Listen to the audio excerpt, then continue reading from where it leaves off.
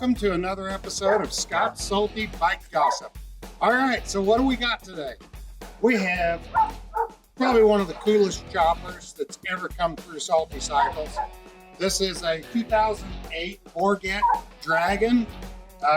She's 117 cubic inches, 6-speed, widest tire that has been in Salty. This is a 330. Not a 300 like a lot of those big, this is a 330. So that is the absolute beast of the beast when it comes to wide tire choppers. So anyway, this bike, we've been working on this thing for a while, doing quite a bit of stuff to it. So we bought it on auction, and like many auction bikes, she's had a lot of stuff that has been neglected.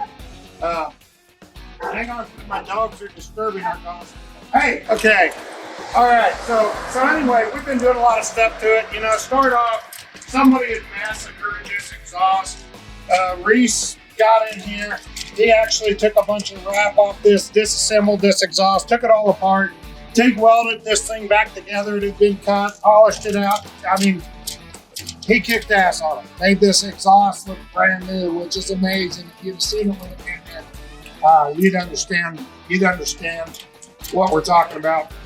What's unusual about this chopper is it's a Springer front, and my dogs are trying to get out, so never mind the pawing at the door.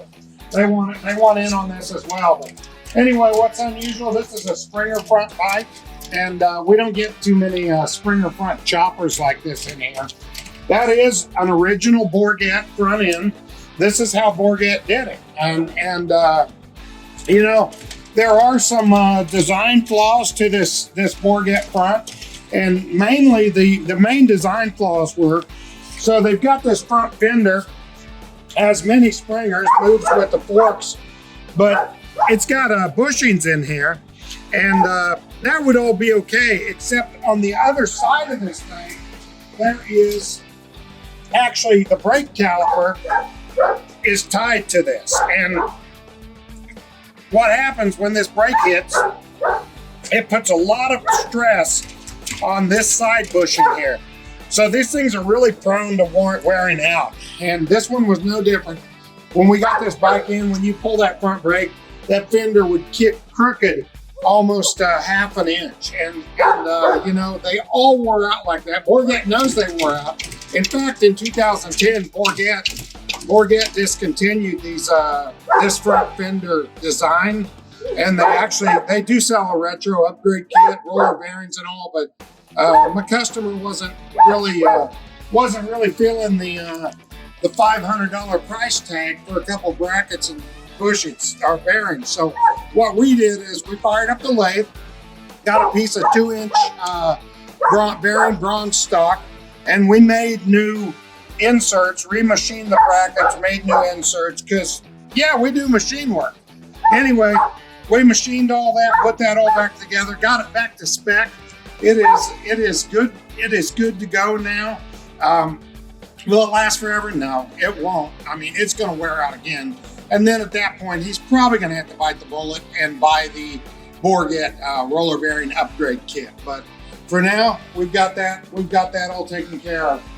Other thing we did here, the tag on this bike was completely just disintegrated. And so Bourget, of course, they have a great tag for these bikes too. Here's what I love about Bourget. Bourget sells almost every part. They can look this bike up by VIN.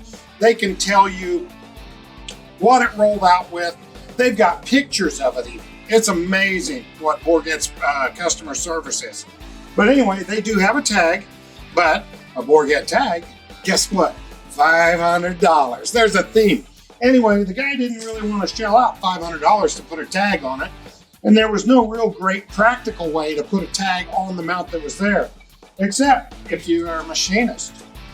So we actually custom machined a block in here, did a countersinking in behind here. This thing is, you know, basically got multiple counterboard holes in here to hold it. I took an aftermarket tag, attached it through the factory holes, and attached it to the factory holes on the Bourget. So if the guy ever does want to go to a Bourget tag, he can buy one. We had to repull wires because they were shot, put new wires through the frame there to get all the tag working. And we do have a working brake light now. Let's see here.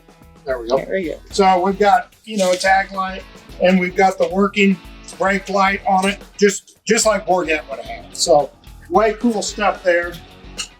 Otherwise, the clutch on this thing was raring to go. And I say raring to go. If you seen my first test ride, I was struggling a little bit with this thing. I was taking it wide corners, and man, the thing was just plowing. It's kind of a funny deal. You pull the clutch, it disengages. But then when you get ready to start moving, you let it out a little bit and you pull it back in, and guess what? It don't disengage anymore. It's locked. What that's caused by is a lot of these aftermarket clutch baskets on these open belts have I call it a design flaw. They used an aluminum basket and all these flat clutch plates set there and ride on the aluminum splines, and they cut their own little grooves in there. It's just like a little, saw just hammering. And so what happens is when you first pull the clutch, the plates are loose, everything's good. Then you let it out, put them in there, and now it's under pressure, so they are locking into that groove. So what happens is it won't disengage until you force it. You'd hit the brake really hard, you get them to break loose and break free. So we weren't having any of that. We went through with a whole new Revere Primo clutch basket, new plates, new hub, new bearings, new plate, the whole thing. She is smooth now, so that is done. Next thing we did is our customer wanted a aftermarket air cleaner here. They wanted the butterfly air cleaner, and they're cool. Problem is, Kirkin makes these. These things are made for CV carburetors, and they really weren't made for the S&S carburetors. You can get an S&S carburetor adapter for it. I hate that, because by the time you put a mount on, put that on, these things get way out, and then you're on the peg, and it's way out on your foot or way out on your leg hitting. So what we did was another custom deal here. I bought an S&S carb mount, the kind that has the oiler holes that come out from your breather ports here and dumps into the air cleaner, like you should vent air cleaners. You get the oil all down the side of your bikes. That's what that's coming from. Well, wouldn't you know, Bourget did something different on this engine. This engine's not vented up here at the valve covers, and everybody that knows and works on Harleys is saying, what? Are you kidding me? Because they're literally all vented there. Not this bike. These have been plug welded shut, re-tapped, re-drilled just for a 5/16 18 bolt. So where are they venting it? They're venting it from down below. So a line comes up from down below. So posed a challenge of how do we get that back to the air cleaner, because we want this butterfly air cleaner, and it's not equipped for that. Well, I drilled and tapped a little hole on the back side. I put an elbow in here, caught into the oiling port, run that out, of course, drilled the air cleaner, and put all that back in place. So it seems like an easy bolt-on. It was not. It required a lot of machining, customization, which is what we can do, So anyway, simple, but not so simple, but done. So other than that, we cleaned up some wiring on the bike. Of course, we did all the, routine service, brake flush. Somebody had put DOT4 brake fluid in this. Believe it or not, these are DOT5. How did I know it? Well, number one, the brake fluid was clear, and we got a tester. So we went through, we flushed all the brakes, got all that done. We put new rubber on the back. That was no fun. 330 rear tire. Our tire machine did not like that.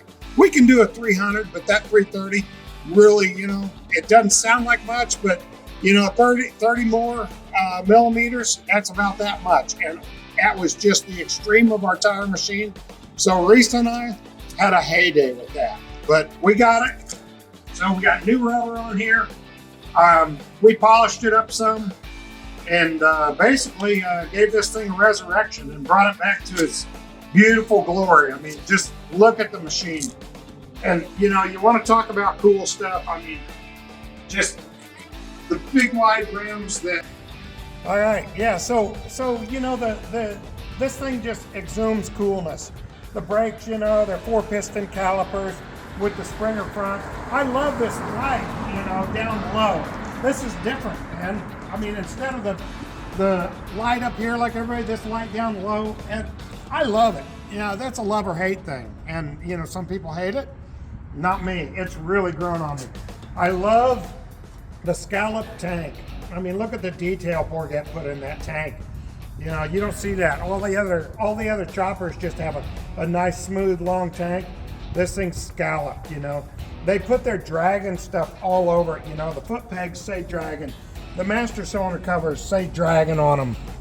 The backside, this says Dragon. On the backside of this, I think it's got a Dragon. I don't know. Can you see that, Tammy? Yep. Yeah, so we've got a Dragon there. I mean, they put all this theme. There's some cool tribal stuff here, and they carry that tribal down here onto the seat. So they custom embroider their seats. You can still buy the one-up seat that matches that. But anyway, that's really cool. I just, you know, I can't say enough about my experience with this Bourget, and you know, so I've dealt with a lot of them.